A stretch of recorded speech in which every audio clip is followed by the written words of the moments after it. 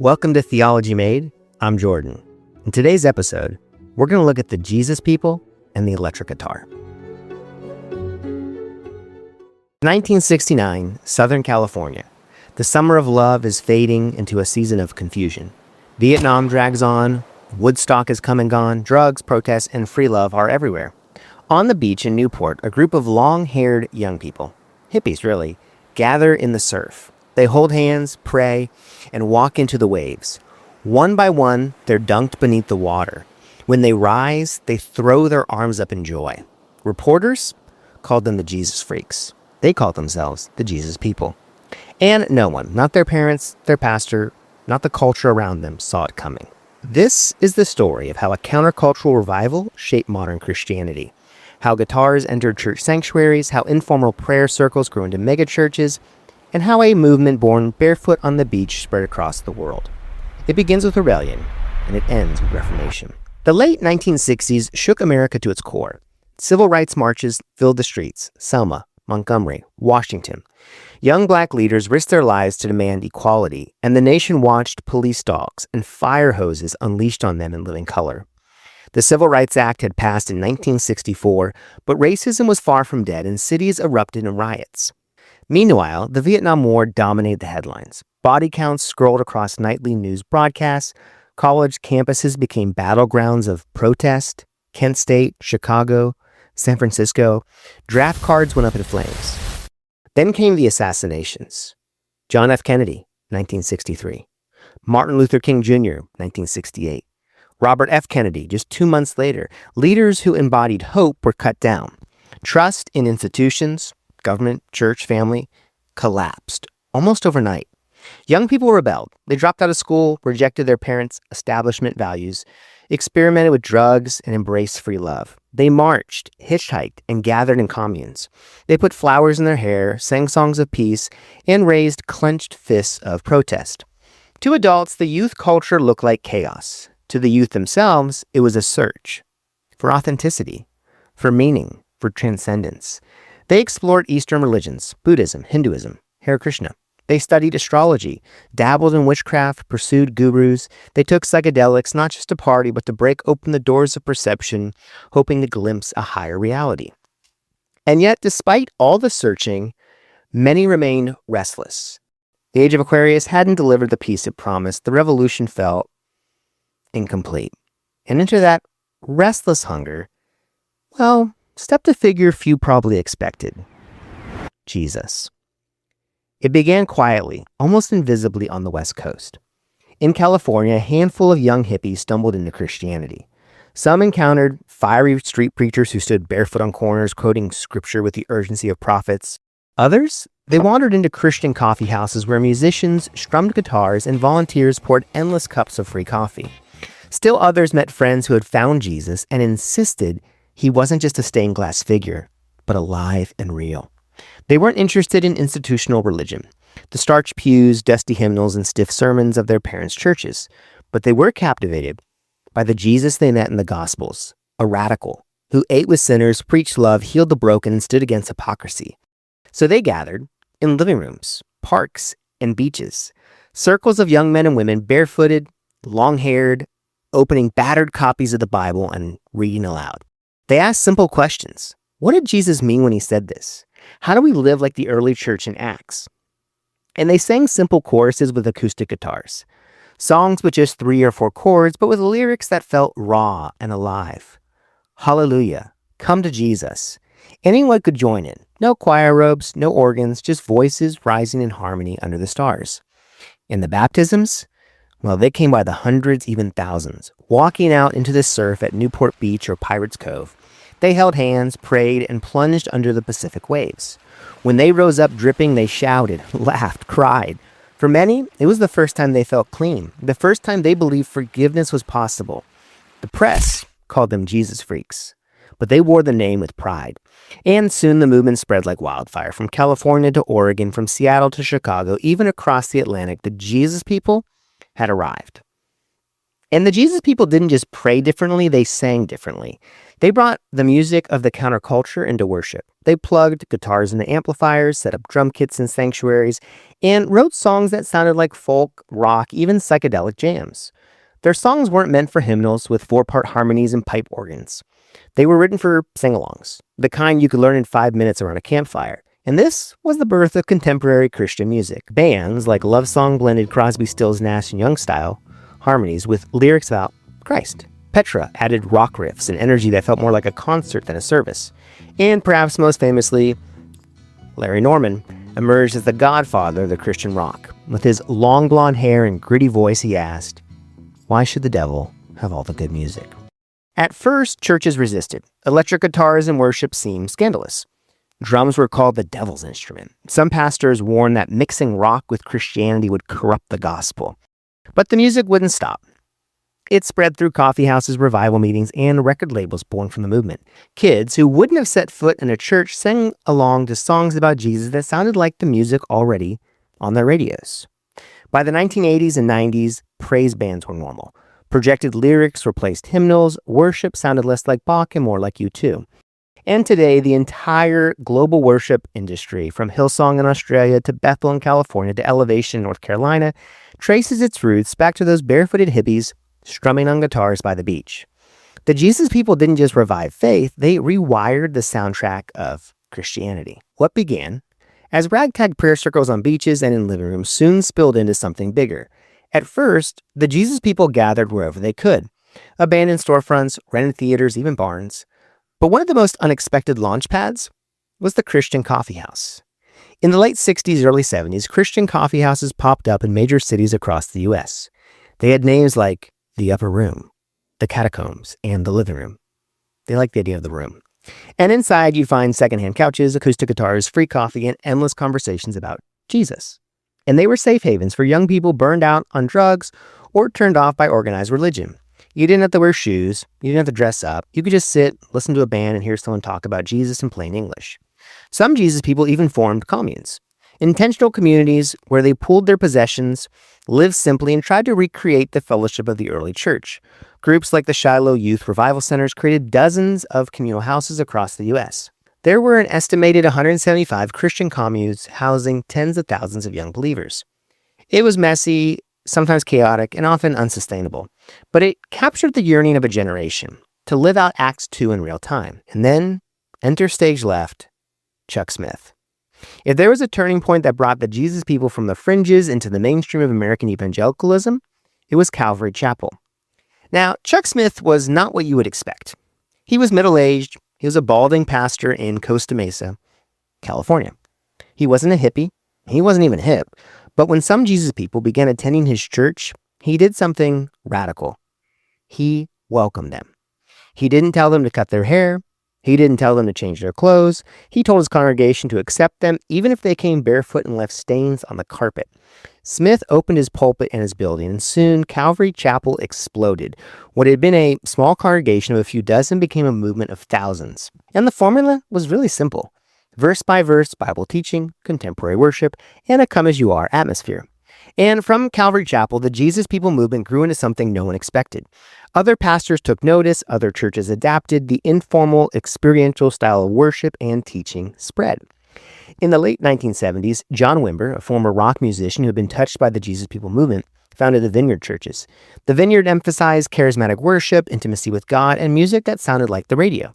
Their worship songs, like Spirit Song and later Come Now is the Time to Worship, would define evangelical worship for decades. And out of the living rooms and coffee houses came two of the most influential church networks of the modern era, Calvary Chapel and Vineyard. And the DNA of the Jesus People, informal, contemporary, experiential, found its way into the megachurch movement of the 1980s and 1990s. Churches like Willow Creek in Chicago and Saddleback in Orange County didn't look like Calvary Chapel or a Vineyard service, but their seeker-friendly approach drew from the same impulse. Church should feel accessible to outsiders. Worship should sound like the culture, the message should be practical, the atmosphere should be welcoming. And by the 2000s, the largest churches in America were all using elements pioneered by the Jesus People. Praise bands, casual dress, small groups, and contemporary preaching. What began with barefoot hippies on a California beach had become the dominant form of American evangelicalism. And here's the irony. The Jesus people started as a rebellion against institutions. They distrusted authority, hierarchy, and tradition. They wanted authenticity, not structure. But within a generation, their movement had birthed new institutions, networks of churches, record labels, conferences, even whole industries. What began as a revival became a structure, and what began as a countercultural idea became the culture of evangelicalism. And while that meant stability and growth, it also raised a haunting question. When a movement becomes an institution, does it keep the fire that gave it birth? Because the Jesus People movement was a revival. It was raw. Most of its leaders weren't seminary trained. Most of its participants were new Christians with little grounding in theology. And that gave the movement a freshness. But it also left it vulnerable. One of the strongest themes running through the Jesus People was an obsession with the end times. Hal Lindsey's The Late Great Planet Earth became the movement's unofficial handbook. Lindsey, a Dallas Theological Seminary grad, laid out a dispensationalist roadmap of history: the rise of Israel, the Antichrist, the rapture, the Great Tribulation. He pointed to headlines in the Middle East, the Cold War, and global unrest as signs that Jesus was returning soon. The book sold millions, and Jesus People devoured it. Many genuinely believed the clock was ticking down, that Christ would return in their lifetime, maybe even before the decade's end. As a result, there was urgency. Evangelize now. Don't waste time on career or possessions. Live as if tomorrow might be the end. It gave the movement passion, but also a fragility. When the 1970s came and went, some drifted into disillusionment. And the Jesus People were also swept up in the charismatic renewal. Tongues, prophecy, healing, all the gifts of the Spirit described in the New Testament seemed alive again. Prayer meetings were filled with ecstatic worship. Testimonies of miracles spread quickly. For many young people, this was confirmation. The Spirit wasn't locked in Bible pages, he was moving in real time. But the line between renewal and excess was thin. Some groups became so focused on spiritual gifts that theology was sidelined. Others elevated certain leaders as prophets, creating unhealthy dynamics of control. The same fire that made the movement exciting also made it volatile. And not every Jesus People group stayed healthy. Some tended to veer into cult-like behavior. The Children of God, led by David Berg, started as part of the movement but spiraled into manipulation, authoritarian leadership, and sexual abuse. Berg preached revolutionary love, but behind the rhetoric was exploitation. And stories like that gave critics ammunition. To outsiders, the Jesus People could look less like a revival and more like a breeding ground for fanaticism. There was also the issue of depth. Many converts were radical but not rooted. They knew Jesus was real, but they didn't yet know how to follow him through an ordinary life. Discipleship structures were thin. Doctrine was sometimes patchy. For every church that welcomed hippies and helped them grow, there were dozens of small fellowships that fizzled once the initial excitement wore off. Some Jesus People returned to drugs, others drifted away, others burned out when their leaders failed them. Still others settled into more conventional evangelical churches, carrying their youthful zeal into adult faith. And the very qualities that made the movement so electric, urgency, spontaneity, passion, also made it unsustainable. It was a wildfire. It burned hot, it spread fast, it left behind ashes as well as fruit. But that's the thing about wildfire. It clears the ground, and it makes way for something new to grow. And in the case of the Jesus People, what grew out of that messy, volatile revival was a reshaped American Christianity. By the end of the 1970s, the Jesus People movement as a recognizable wave had faded. The baptism at Pirates Cove weren't front-page news anymore. The coffeehouses quieted, the communes dissolved. But movement doesn't have to last long to leave a legacy, and the Jesus People left one of the biggest. First and foremost, they changed the sound of church. Before the Jesus People, most churches sang hymns, rich in theology but tied to organs, choirs, and hymnals. After the Jesus People, guitars, drums, and microphones became normal. By the 80s, the praise band had become the standard in evangelical churches. And out of that change came a whole industry. Record labels like Maranatha Music, Vineyard Music, born from the movement, grew into massive Christian music ecosystems. Hillsong, Bethel, Elevation, all of them carry DNA that runs back to barefooted hippies on a California beach strumming 3-chord choruses. The Jesus People also rewired how church was done. Calvary Chapel, with Chuck Smith's verse-by-verse teaching and laid-back style, became a network of churches across the globe. Vineyard, under John Wimber, gave the world a template for charismatic, intimate worship that influenced everything from alpha courses in the UK to mega churches in America. And while Willow Creek and Saddleback weren't Jesus People churches, their seeker-sensitive approach drew from the same ethos. Make church accessible to outsiders, speak plainly, and meet people where they are. And by 1990s, the largest churches in America were built on foundations first laid in coffeehouses and living rooms. And most of them, well, they also had their own coffeehouses. Here's a twist. The Jesus people were originally anti-establishment, anti-war, anti-materialism. They were more likely to march for peace than vote Republican. But over time, the energy of the Jesus people was absorbed by the broader evangelical movement. And the movement took a sharp political turn. By the late 70s, early 80s, evangelicals were becoming a powerful political bloc, aligned with the religious right. Some Jesus people leaders embraced that shift. Others resisted, but either way, their youthful rebellion helped fuel a larger evangelical awakening that would become politically significant for decades. And what started in Southern California spread worldwide. Missionaries who'd once been Jesus people carried their passion overseas. Vineyard and Calvary Chapel planted churches across dozens of countries. The worship music, born in the movement, crossed borders, languages, and denominations.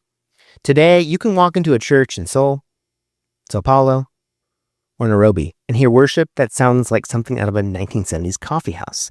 The revival that began among a few hippies on the beach became a global language of praise. The Jesus people began as a rebellion against institutions. They were suspicious of hierarchy, hostile to tradition, and convinced the old ways of doing church were dead. But their legacy is institutions, networks, denominations, record labels, conferences, and an entire worship industry worth billions. What began as a wildfire of spontaneity became a carefully managed brushfire of organized religion. And that's not necessarily bad. Institutions preserve and sustain what a movement sparks. Without them, the Jesus people might have been a forgotten footnote in the 1960s counterculture. But it raises an interesting question. Can an institution carry the same fire that birthed it? Or does the very act of formalizing a revival inevitably cool its flames? The Jesus people left us with both gifts and tensions. They revitalized Christian worship and evangelism. They showed that the gospel could speak to a counterculture. They proved that Jesus is just as much at home in a coffeehouse as in a cathedral. But they also reminded us that every revival risks becoming a brand. Every countercultural risks becoming the culture. The Jesus people, they set out to escape the establishment. But in the process, they became the establishment. So why does the Jesus people movement matter? A group dismissed as rebels, freaks, and dropouts and spark revival. It showed that worship could sound like the culture, the churches could adapt without losing the gospel, that the Spirit moves where no one expects. It also reminds us of the danger of forgetting. The Jesus people began raw and radical, but their grandchildren often inherited the institutions without the fire. Maybe that's why their story still resonates. Every generation longs for authenticity, for a faith that feels alive, for a Jesus who walks barefoot on the beach and still calls disciples today. A hymn writer once said grace was amazing. The Jesus people showed that grace was also disruptive. They were messy, idealistic, and sometimes naive, but they loved Jesus with abandon, and they changed the sound, the look, and the feel of Christianity for generations. And so the question their story leaves us with is simple. If God could spark revival among hippies in the 1960s, where might he do it next? Thanks for listening to Theology Made. If this episode helped you think a little deeper, go ahead and hit like or follow on whatever platform you're on, and maybe share it with a friend who'd enjoy the conversation too.